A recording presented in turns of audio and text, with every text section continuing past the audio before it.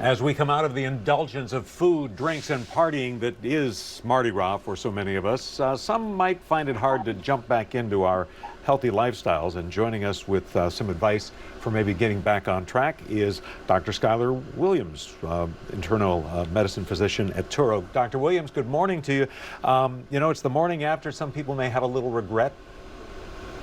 Oh, for sure. What I always tell my patients is, holidays like Mardi Gras are meant to be celebrated and enjoyed. And it can be all too easy to dwell on some of the choices that were made during the Mardi Gras season. But remember, today, the start of Lenten season marks a fresh start. Relegate any past missteps you may have made to a past chapter and restart today. All right, so in that vein, with all of the New Orleans food, the fried chicken, the king cake, what advice do you have for people who may have had these great New Year's resolution ideas, but now they really need an Ash Wednesday resolution? Yeah. Well, I always say a good start is by making some diet changes. Many of the foods we enjoy during Mardi Gras season are calorie dense and don't contain as much nutrition as we would like. So a good way to start today is by eliminating those foods and incorporating more fruits and vegetables into your regular meals. Fruits and vegetables are full of fiber, which actually can help curb appetite and promote feelings of fullness and therefore lead to some weight loss. So a good way to start is really by getting your nutrition back on track. We did a segment one day with a nutritionist whose advice was, don't focus on what you can't have. Focus on eating the good stuff most of the time and then save a little cake or a little fun sometimes.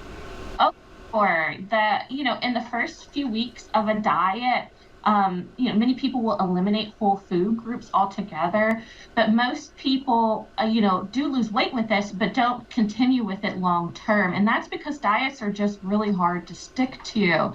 So I always recommend prioritizing, not adhering to a particular diet, but a healthy lifestyle, which is calorie balanced and nutritionally balanced.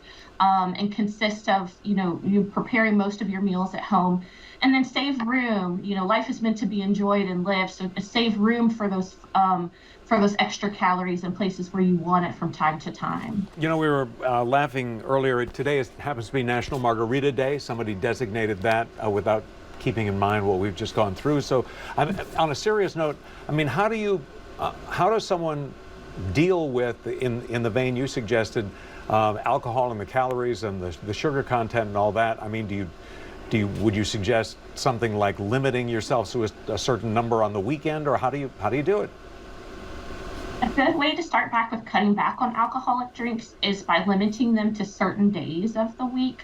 I find that cutting back on alcohol can have a similar effect as adhering to a diet, where you might start with it and make really strict rules for yourself, but that you can often rebound with that. So, make SMART goals is what I like to say. Those are reasonable goals that are achievable and in time set.